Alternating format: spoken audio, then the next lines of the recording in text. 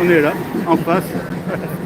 Moi, je voulais intervenir sur un point d'actualité immédiate, et qui concerne aussi les médias, et qui concerne le fait qu'il n'y ait pas que des médias dominants. Il ne s'agit pas pour moi d'a priori sur l'agence France Presse ou quoi aux caisses, mais s'ils pouvaient relayer ce genre d'informations, ça pourrait être intéressant. Bon, dans ce pays, il y a des médias dominants, il y a aussi des médias non marchands. Il se trouve que je fais de la radio associative à fréquence Paris Pluriel. Dans ce pays, on peut dire on peut classer les médias en 3 catégories. Il y a des médias d'État, c'est Radio France, RFI, France 24. Il y a des médias à visée commerciale, donc qui sont des entreprises à but lucratif, style Énergie, RFM, toutes les radios et les télévisions que vous connaissez qui passent de la publicité. Et à l'époque où Mitterrand est arrivé, et donc où a été cassé le monopole d'État sur les médias en 1981-82, pour arriver à une législation en 86, puis à la création du CSA en 89, il y a eu à la fois un mouvement de la part de la gauche, donc de la social-démocratie, à la fois une libéralisation des ondes, c'est-à-dire l'autorisation aux requins commerciaux de vivre de la publicité, de mettre des programmes entre qui soient plus ou moins intéressants, mais avisés de rentrer de tiroir caisse et avisés de profit, et une institutionnalisation des radios libres qui sont appelées radios associatives. Les radios associatives dans ce pays, c'est 600 médias, 600 radios qui ont pour statut association loi 1901, ont pour financement légalement moins de 20% obligatoire du chiffre d'affaires par la publicité. La moyenne nationale, c'est 3%. Et des radios comme Fréquence Paris Pluriel, c'est 0%. Autant dire que ce système qui a été créé dans les années 80 et que les radios associatives ont contribué dans les années 90 à défendre et à sanctuariser, parce que selon les règles du CSA, on a 25% des fréquences du pays, et on a réussi à se faire inscrire dans le préambule de la Constitution française sous le terme communication sociale de proximité. Donc à la fois il y a 600 radios qui peuvent être politisées, non politisées, confessionnelles, non confessionnelles, etc. L'exemple de Fréquence Paris Pluriel, c'est plutôt donner la parole aux gens de terrain qui soit font de la musique, soit sont dans des associations, soit luttent sur une question identitaire, sur une question communautaire. Donc on a un peu toutes les cultures, toutes les communautés, toutes les musiques, toutes les luttes. Y compris, on a été une des rares radios à donner la parole aux Gilets jaunes. Ça me donnera l'occasion de passer un reportage qu'on avait fait à l'époque. Bref, s'il y a des médias comme ça qui défendent la société civile, c'est parce qu'elle a été créée à l'époque de cette loi sur la communication, qu'on appelle à la fois du côté des médias bourgeois, donc pas des médias étatiques, mais des médias qui font de la publicité, une taxation de la publicité à 0,001% qui suffisait à alimenter ce qu'on appelle le fonds de soutien à l'expression radiophonique, qui lui donne des subventions aux 600 radios non commerciales, donc associatives, donc loi 1901 du pays. Il y a eu, en fait, on est en train de payer avec la crise économique, ou plutôt la crise de gestion du budget de la France, actuellement quelque chose qui est ni plus ni moins, comme beaucoup de choses que Macron fait péter, des trucs que Sarkozy a enclenché et mis la minuterie.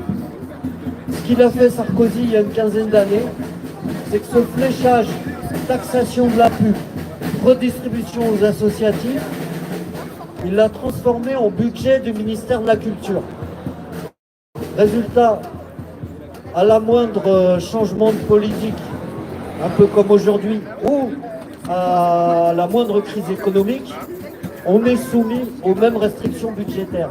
Donc, le projet actuel, qui est sur le feu depuis pas plus de 2 semaines, qui a été discuté apparemment par des organes de syndication de radio associative hier au ministère de la Culture et de la Communication, c'est ni plus ni moins le projet gouvernemental de diminuer la subvention dite de fonctionnement des radios associatives d'un tiers. Il faut savoir que les radios associatives, si elles vivent très peu de la publicité et beaucoup des subventions, c'est parce que c'est ce système redistributif qui dit, au moins sur les ondes FM, il y a 600 radios en France, que le simple principe d'être dans un pays où il y a marqué liberté, égalité, fraternité, on crée ce système redistributif. Donc moi, ce que je voudrais juste dire, c'est de vous rapprocher de vos radios, de suivre tout ce qui se passe pour la défense des radios associatives, parce que c'est leur existence qui est menacée, et c'est l'expression de la société civile et de mouvements citoyens comme ceux des Gilets jaunes qui est menacée. Si c'est soutenir par exemple une radio comme Fréquence Paris Pluriel, il suffit d'envoyer un chèque à Programme associatif radiophonique d'intérêt social. Programme associatif radiophonique d'intérêt social, c'est le nom de l'association. C'est vous dire, ça porte bien son nom. Nous, on émet sur le 106.3 en FM. Et on a été ceux qui se sont battus contre la création de la radio numérique terrestre. Et on continuera à le faire. Et pour la défense de la bande FM, parce que c'est sur la bande FM que peuvent s'exprimer les communautés, les cultures, les mouvements citoyens. L'adresse, si vous envoyez vos soutiens, parce que là, l'heure était déjà grave pour un média comme nous, mais là, c'est gravissime pour les 600 radios de ce pays. Chez nous, même si vous voulez bouger, ou faire bouger, et j'espère que, je le dis comme je le pense, qu'il y a des gens de l'agence France Presse qui traînent, ou même des RG qui traînent pour faire remonter à Matignon. C'est pas compliqué la vie. Ça coûte rien à Matignon. Ça lui fait même rapporter de l'argent de réfléchir une taxation de la publicité directement vers le fonds de soutien à l'expression radiophonique qui finance ces 600 radios. Pour FPP, c'est au 1 rue de la Solidarité, Paris 19e, au métro Ourcq.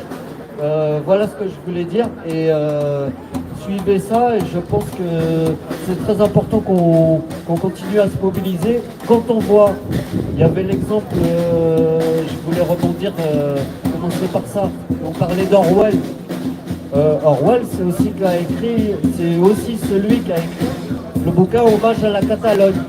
Hommage à la Catalogne, c'était immergé dans l'événement, tu le décris, tu le transmets tel qu'il est, tu te bases sur les faits. Un peu, certains à tendance marxiste diraient c'est du matérialisme historique, d'autres vont dire c'est la charte de Munich, d'autres vont dire c'est une sorte d'ontologie, c'est basé sur les faits. Donc, en gros, voilà ce que je voulais dire. Surtout, restez attentifs. Si vous avez des radios préférées, rapprochez-vous d'elles. Et je pense que c'est assez simple pour Matignon, peut-être de rétablir le système de taxes parafiscales, de fléchage vers le fonds de soutien à l'expression radiophonique. Parce que 600 radios à but non lucratif qui font donner la parole à la société civile, c'est pas rien. Nous, par exemple, quand on dit donner la parole à la société civile, c'est quoi? C'est dans ce que tu vis. Nous, en tant qu'association, on va te former à l'outil radio et tu vas t'exprimer sur ce que tu vis toi. Donc c'est pas aller chercher des gens dans telle assoce pour leur faire un aérobic de 2 minutes. C'est leur dire, si tu as les moyens de t'investir, tu trouves un créneau sur la radio et tu t'investis, tu participes au fonctionnement 1 fois par semaine. Il y en a même qui font ça sur YouTube. Voilà. C'est tout ce que je voulais dire grosso modo. Soutenons les radios associatives. Merci. David. Ouais, bravo, courage.